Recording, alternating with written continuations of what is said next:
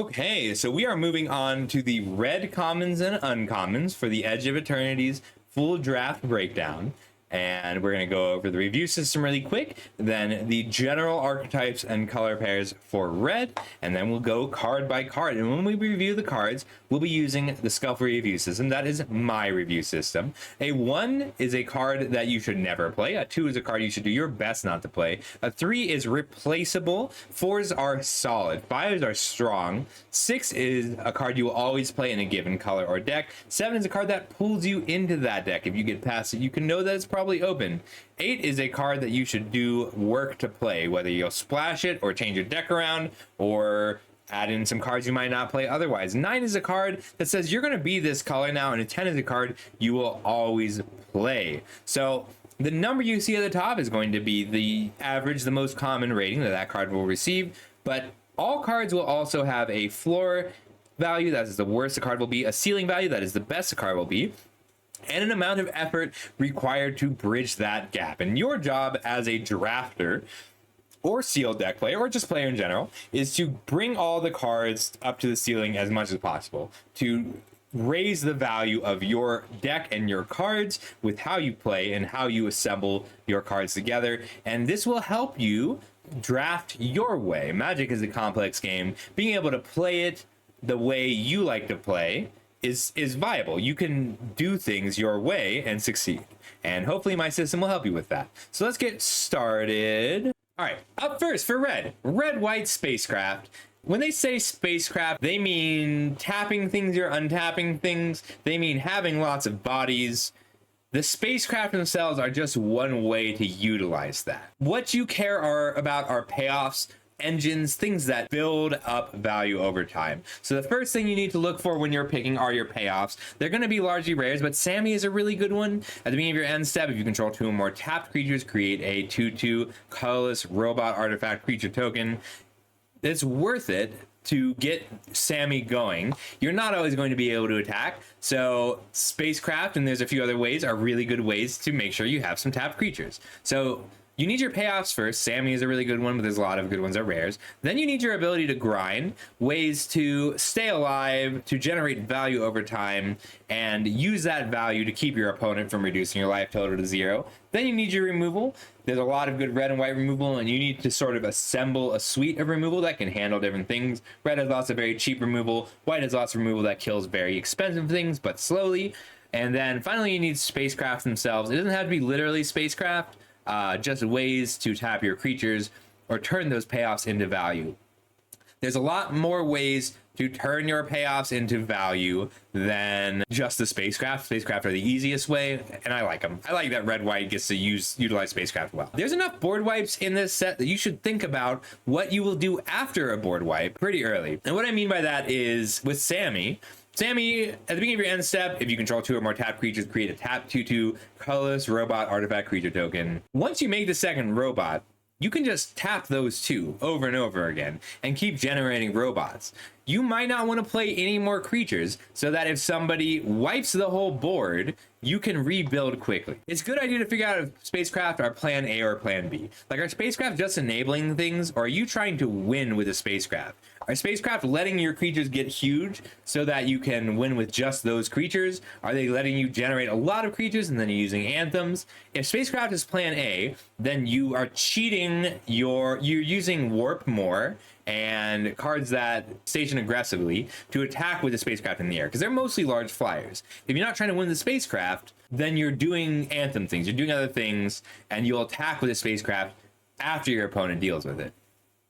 Figure out whether you're using numbers or size to win. Like, are you using a lot of creatures or one large creature? And then if you are stationing your spacecraft, are you using time, meaning you're locking down the board and using all of your creatures to just eventually turn them into larger creatures? Or are you cheating with like warp cards? There's a few good ways to cheat spacecraft into becoming creatures. All right, for red and green together, That's red-green landfall. You need your payoffs first, things like Tannock, something that rewards you for using the landers. Then you need your landers. You want a lot of them. And then the bombs, the big creatures, they don't actually have to be red and green. If you're making a lot of landers, you can play an island and a blue bomb. You can play a swamp and a black bomb, as long as you are aware that you will not have those colors until pretty late in the game, turns 5, 6, 7 at the earliest. And then blockers. You need a lot of blockers in this deck, because landers take a lot of time to activate. They have to untap with them and then pay 2 mana. If you're not buying time with blockers that are above the rate of your opponent's blockers, you're not going to get to use the landers very often. You need fewer win cons in red-green, because you'll win eventually just from having cards in play. Pinging on each land is not a bad way to end the game, especially if you're attacking with red. All right, so we're skipping on to red, black, void, which is also known as sacrifice. You need your win conditions first. How are you winning the game? Then pieces of value. There's a lot of good ways for red, black to develop value. Ways, whether you're just drawing cards or recurring things with stuff like the Interceptor Mechan. Then you need fodder, things that you are comfortable and happy to sacrifice, and then your removal. There's so much removal available in black and red that you can pick it a little later, but you do need it.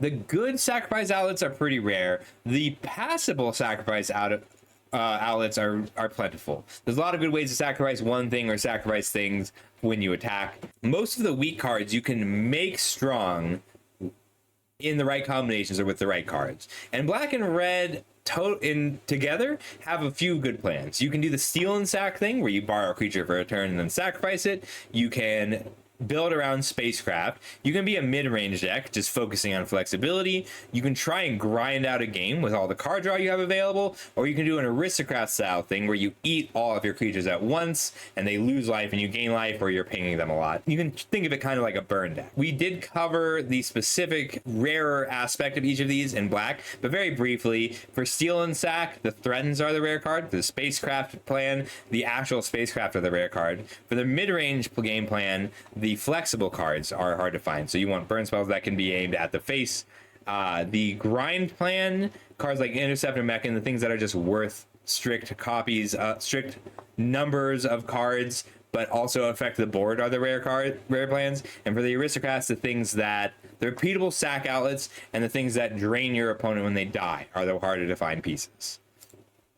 And then finally, blue-red artifacts. So you need your payoffs first, the cards that want you to have lots of artifacts in play, like Menin, Earthros Exile. And then you need to figure out whether you're going tall or wide. If you're going tall, you need lots of cards like Menin, Earthros Exile, and then you need to keep it alive. So you need to be able to protect the one creature who you're putting all the counters on. Then you need your good artifacts, the things that you're happy to have, that can trip, that do a thing, or that are just regular cards that you would want for limited deck, removal, or creatures and bodies that are also artifacts. And then your other artifacts, the worst ones. You got to figure out whether you're going wide or protecting one threat pretty early, and then figure out how much removal you need. Like if you're fast enough, you don't actually need much removal, because there's so much tempo. There's so many ways to tap a thing down, make a thing unblockable, pump a creature up, or just deal with it for long enough to kill your opponent.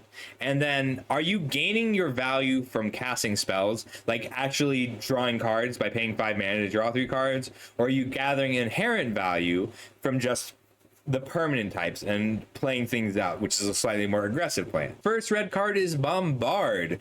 2 and a red for an instant. Bombard deals 4 damage to target creature. So it kills about 83% of the creatures in the set. It doesn't kill everything you needed to kill, and a lot of things pull out of range. So it's a solid removal spell, but it's not something that like I'm going way out of my way for, because 3 mana to kill not everything is tough. But overall, you need removal, you need a fair amount of it, and Bombard is a solid spell even if it doesn't have any real synergy or bonuses. So I gave it a 4 average with a floor of 4, ceiling of 5, low effort. Up next we have Cut Propulsion.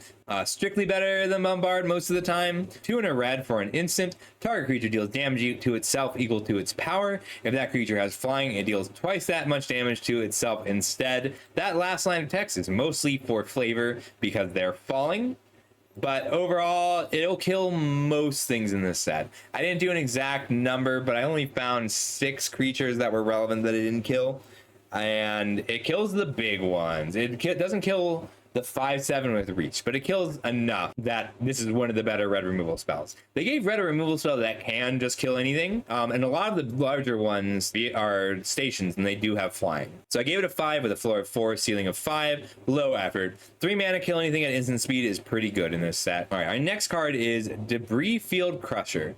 4 and a red for an artifact spacecraft. When this spacecraft enters, it deals 3 damage to any target station, and at 8+ counters it has flying, and 1 and a red, the spacecraft gets +2/+0 until end of turn. So this is a bad removal spell into a bad finisher, but red does want things tapped often enough that they'll play bad spacecraft, and it hits pretty hard. This is a very, very late game spacecraft, because even if you turbo it out, so a lot of the spacecraft, if you turbo station them, meaning we warp something huge or take a whole turn off to tap our board to station it, we get to hit pretty hard that turn. But that's not the case for the Debris Field Crusher. You still need to pour mana into it, but X mana get +X/+0 is a real finisher. It ends the game fast. Killing something at a loss of mana and then being a worse finisher together is worth it if you have creatures that you're actively wanting to station a spacecraft with, which red does. So I gave it a 4 overall with a floor of 3, a ceiling of 6, and medium effort.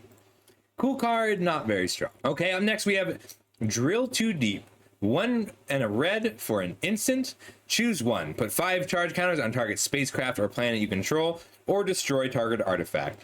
The second ability is what we care about. There's 60 artifacts in the set. It's pretty nice being able to hit them. The first mode is like just okay. I would rather warp a 5-drop. However, you do get to block at instant speed. So this is the one way in the set to put charge counters on a spacecraft at instant speed. And if your opponent is attacking you, you get to surprise them with a block. That's a nice upside. It's not worth running it for that alone, but I like the option. It's only gonna be a ceiling of 5 when I have the option between destroying an artifact or charging up a spacecraft, but it's kind of weak overall. When I have the spacecraft, I'm happy to play the Shatter, and I want access to 1 Shatter, but I don't need to work too hard. But yeah, I just went ahead and lowered it to a 3. So Drill Too Deep is 3 average, floor of 3, ceiling of 5, medium effort. I have to have spacecraft and specific math. The thing about 5 counters is I can tap a 2-drop, a 2-mana 2/2 to do half of it. Like I can put it to 2 counters and then charge the last 5. And a lot of the artifacts have strong ETBs, so I'm not enthused by a plain Shatter. Frontline War Rager. 2 and a red for a 2/3 Kavu Soldier. At the beginning of your end step, if you control 2 or more tapped creatures, put a +1/+1 counter on this creature. It's solid if you have a spacecraft that comes down before it, and there aren't spacecraft that really come down before it. There is the 2-mana common one. If you can get this to trigger the turn it comes down, it's pretty good. A 3-cost 3/4, even if it comes in tapped, that grows is something I'm happy to play. But there's a world difference between a 3-cost 2/3 and a 3-cost 3/4. There's a 2-point difference. So it's difficult enough because you need 2 or more tapped creatures. So if you can play a 1-drop, 2-drop, attack with both of them, War Rager is very good. Or if you can play a 2-cost 1-drop, 2-cost station, and 2-cost spacecraft station with both of them, then it's pretty good. But that's hard. Things have to be going really well for that to happen. So overall, I gave it a 3 average with a floor of 3 and a ceiling of 5, but high effort and some work. There, you can do a dedicated spacecraft deck. That'll be a lot of fun. And if it starts growing on turn 4, it's okay, but it's just okay. This is a cool card. Full Bore. 1 red mana for an instant. Target creature you control gets +3/+2 until end of turn. If that creature was cast for its warp cost, it also gains trample and haste until end of turn.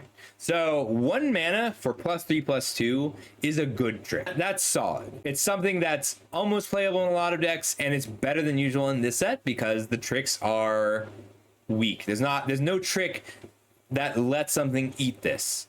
But there is a 9-mana 9/9 with Warp 3, and that's 4 mana, deal 12 damage with Trample. The extra text, if it was cast for its warp cost, it gets Trample and Haste, is really strong with a few key cards. So a combo card that is a good trick without the combo is powerful on its own. I gave it a 5 average, floor of 4, ceiling of 6, and medium effort. Okay, Galvanizing Saw Ship.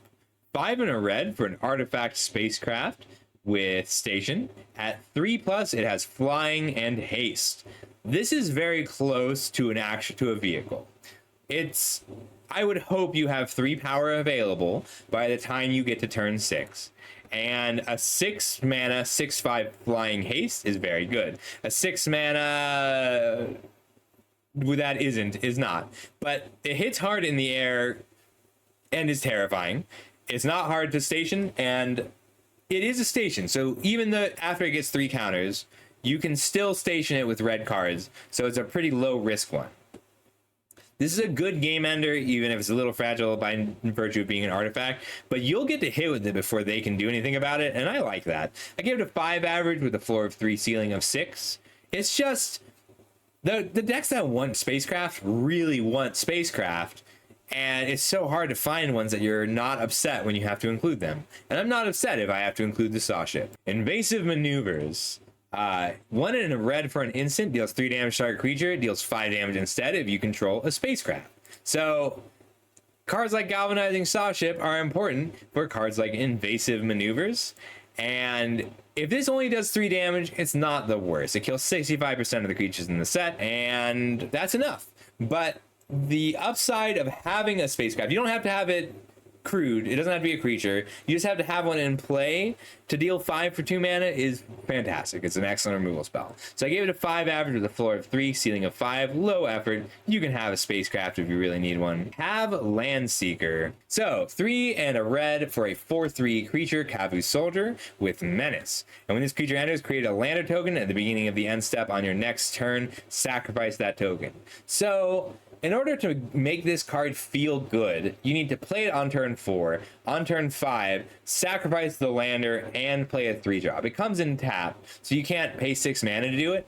And 3 toughness is a bit of a liability. A lot of cards will kill 3 toughness.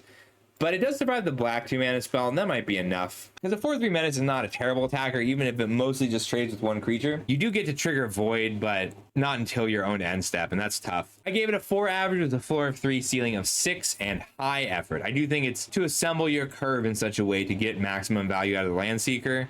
All right, Caveron Harrier. 1 red for a 2/1 robot soldier artifact creature. Whenever this creature attacks, you may pay 2 colorless. If you do, create a 2/2 colorless robot artifact creature token that's tapped and attacking. Sacrifice that token at end of combat. So this one is very aggressive. It attacks for 4 on turn 2, and it keeps attacking for 4, but you really don't want to pay 2 mana in every time. 2 mana for a robot that goes away is a lot. So you don't want to be running this unless you care about sacrificing things during combat or triggering your void. This does enable a lot, but you also have to put work into enabling it because it doesn't attack for free. Your opponent can just block with their 2/3s. You have to want artifacts in play, and you have to want artifacts to sacrifice. It does combo with a few cards, like the 2/4 Insect Warrior. Whenever it attacks, you can sacrifice an artifact or creature to draw a card. It's nice with that, but you have to be enabling this attack, and that's hard work.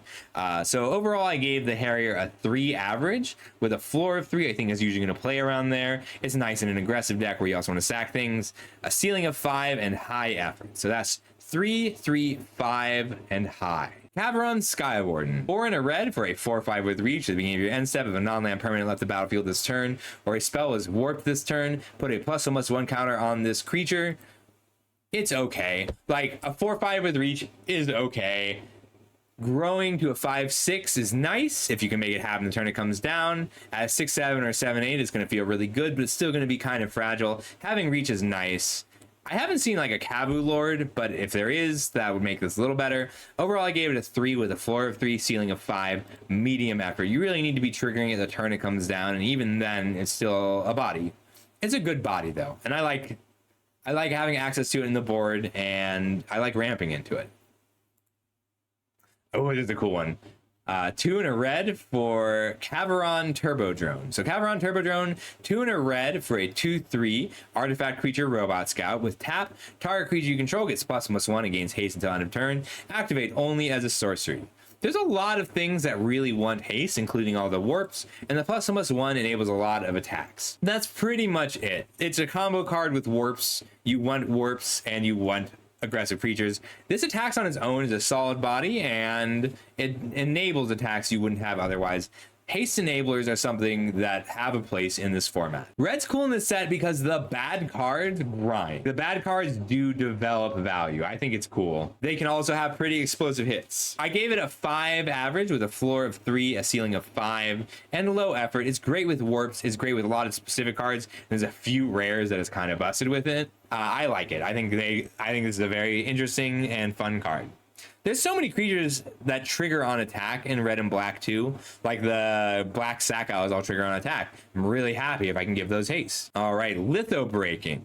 2 and a red for an instant. Create a lander token. Then you may sacrifice an artifact. When you do, litho breaking deals 2 damage to each creature. So this is an instant speed board wipe at 3 mana, and it generates some value. So you can sack the lander token that it makes, or you can sack something else you have lying around. It triggers your void, and it clears the board of all the small things. There's a lot of small things. It clears the drones, it clears the robots, clears the way for so many, so many scary large creatures. Dealing damage to everything at instant speed is significantly better than doing it at sorcery speed, because you get to do it on your opponent's turn and manipulate some attacks. This is a little bit skill intensive to play with, but being able to set up attacks and blocks just right so that litho breaking is advantageous to you is going to feel great every time it happens. I gave litho breaking a 6 with a floor of a 4, a ceiling of 6, and low effort to get there. Ooh, melted moxite. So moxite is something that they like mine on different planets.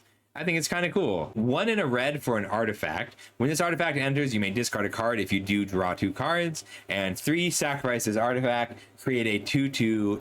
Create a tapped 2/2 colorless robot artifact creature token. So we see these cards a lot. We see discard a card, draw 2 a lot, and it's nice for card selection. They're always better when they stay in play. So melted moxite lets you filter your cards early, but then the artifact is relevant. You get to sacrifice it to various things. You get to trigger your void, feed it when you to something that needs it, or you can just trigger void by making a 2/2. 3 mana for a 2/2 isn't great, but it's already done the thing, and then you can sacrifice it again. This is a powerful piece of card draw. You can't have too many copies, really. Anything that does the normal thing, then stay in play, is excellent in this set if it has a relevant type. So I gave it a 5 average with a ceiling of 5 and a floor of 4, low effort. I'll pretty much always play this in a red-blue deck or a red-black deck. I'll often play it in a red-green or red-white deck. Up next, Memorial Team Leader, 3 and a red for a Kabu Soldier for 3. During your turn, other creatures you control get +1/+0, and warp 1 and a red. So you get to do a little mini anthem, a little mini Orcish Oriflame and swing out, or you can give it +1/+1 in haste and swing out, and then later play it as another anthem. A 4 mana 4/3 that pumps your other creatures is good enough. The fact that it warps is a nice little bonus, especially with all of the warp and void and haste and nice things to do. It insta stations a spacecraft, which is nice because it's 4 power on its own and it makes everything else station a little better. So I gave it a 5 average with a floor of 4 and a ceiling of 7. If you get enough, if you're red-white and you have enough of the token makers, this card becomes your best anthem. This thing's a beast. Molecular modifier, 2 and a red for a 2/2 Kabu Artificer. I struggle with this word. I've been reading it as Artificer for 20 years and been saying it wrong the whole time.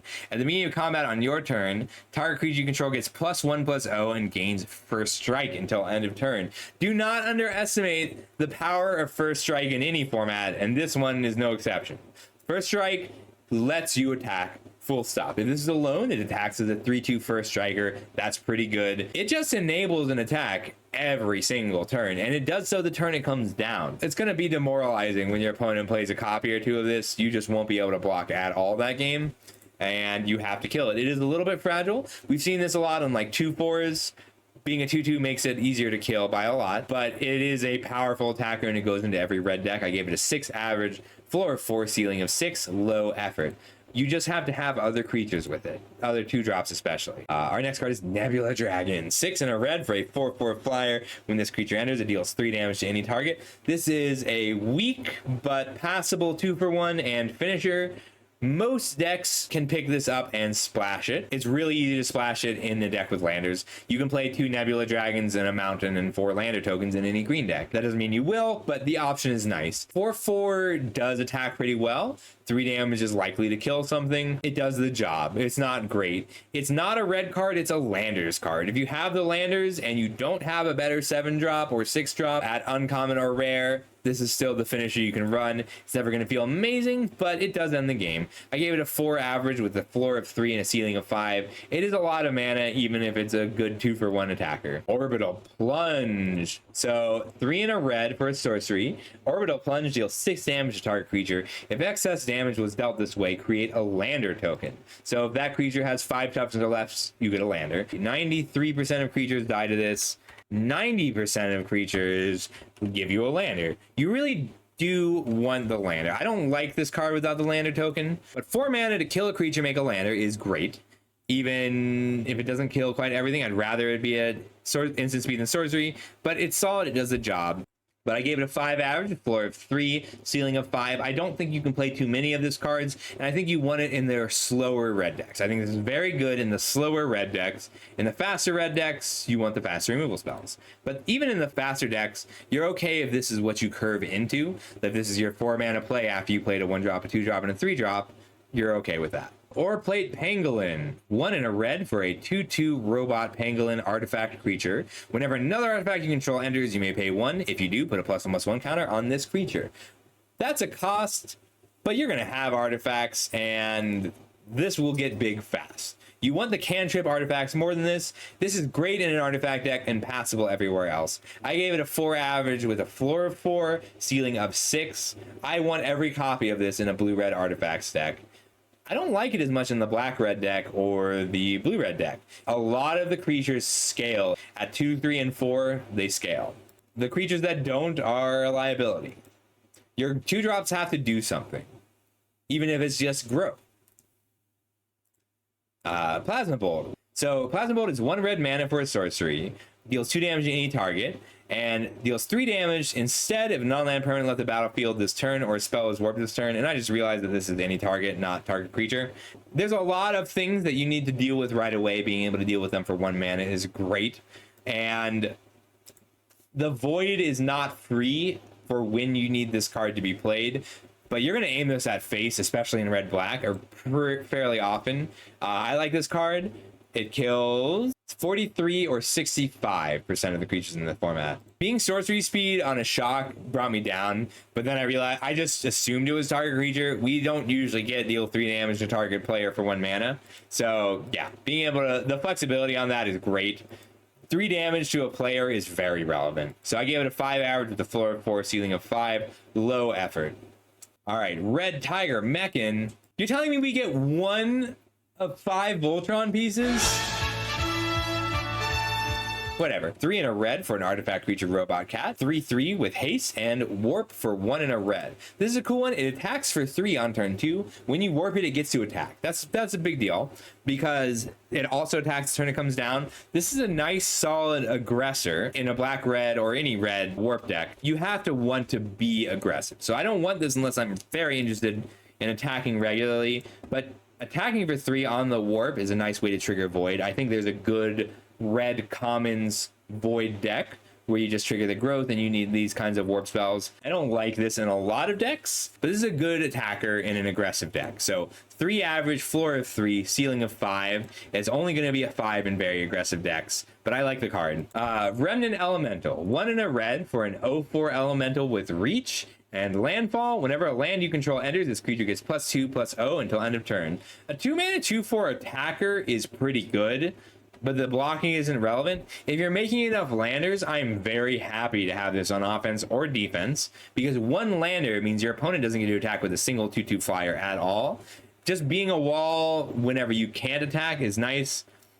I think it's cool. There's enough ways to put a bunch of lands into play at once that it can hit pretty hard. Overall, it's an okay 2-drop, and it's not very aggressive unless you have free landers coming, which you can make happen. I have not included spaceships in flying stats, and that might end up being a mistake, but most of them are like 4 powers, so they're 4/4 flyers on average. A few of them are huge, but this blocks enough, and it's okay to chump block a spacecraft if the game has gotten to that point, because you're less likely to have reliable land drops at that point. So I gave Remnant Elemental a 4 average with a floor of 3, a ceiling of 6, and medium effort, and then I attached a revisit because I might play with this and it'll feel awful, and we'll see. Rig for War, classic combat trick, 1 and a red for an instant. Target creature gets +3/+0 and gains first strike and reach until end of turn. It's a nice set of abilities. This might be better than a 3, but it's difficult to find the time in red. Red wants to do a lot of stuff pre-combat, so it's tough to hold up mana for combat tricks, and it wants to do a lot of things on its turn, and this is a tough thing to leave a creature back to use.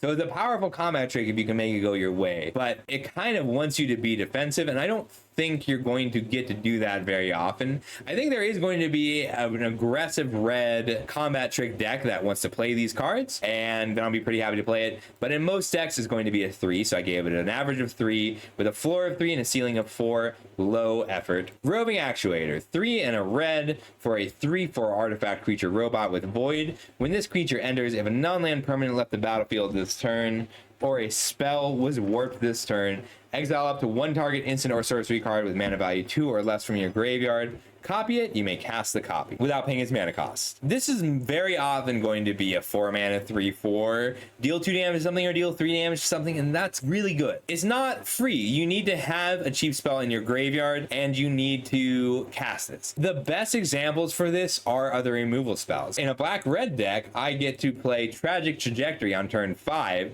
give something -2/-2, and then play Roving Actuator, give something -10/-10, and you can do a very similar thing with Invasive Maneuvers or Plasma Bolt.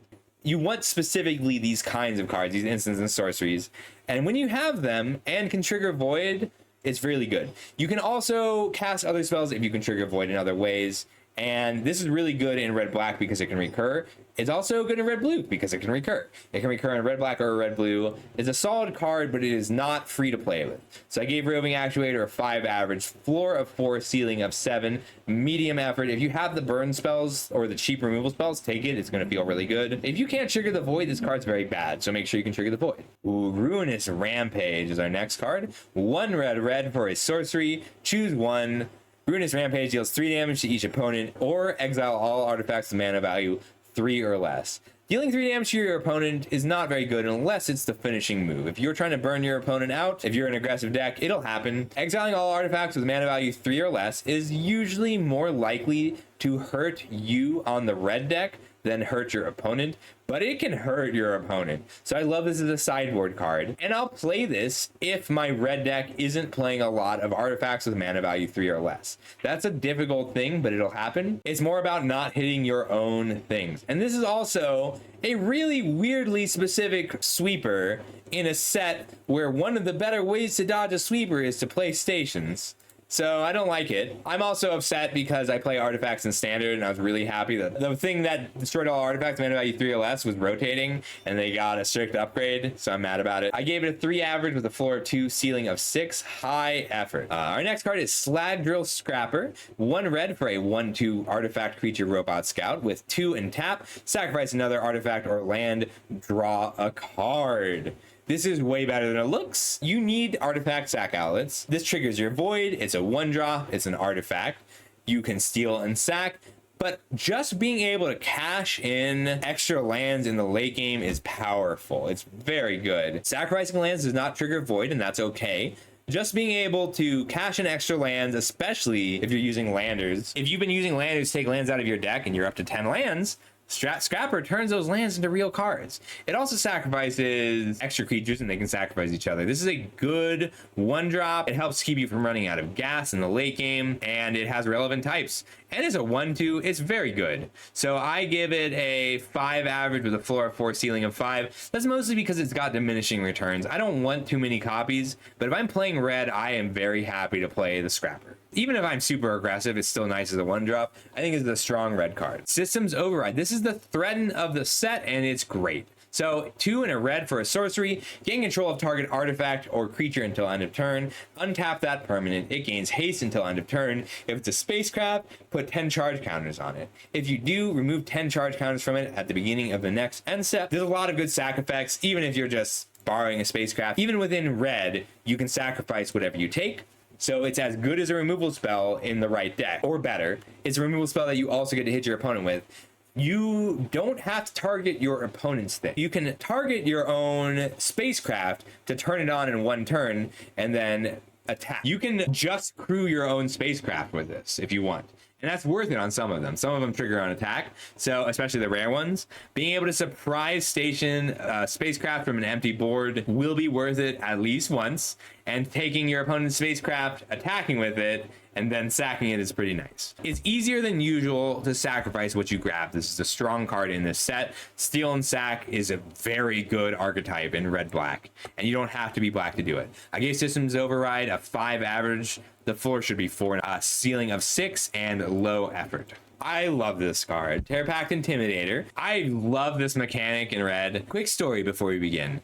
A long time ago, in Judgment, when I started playing, it was decided that red was allowed to do weird things as long as the opponent got to choose. And that's where you have cards like Breaking Point. Just 3 mana, destroy all creatures unless your opponent had to take 6 damage. Burning Inquiry, target player mills 6 cards unless an opponent takes 6 damage. Browbeat, draw 3 cards unless an opponent takes 5 damage. Blazing Salvo, 1 red, deal 3 damage to target creature unless an opponent takes 5 damage. And then later Vexing Devil, 1 mana, 4/3.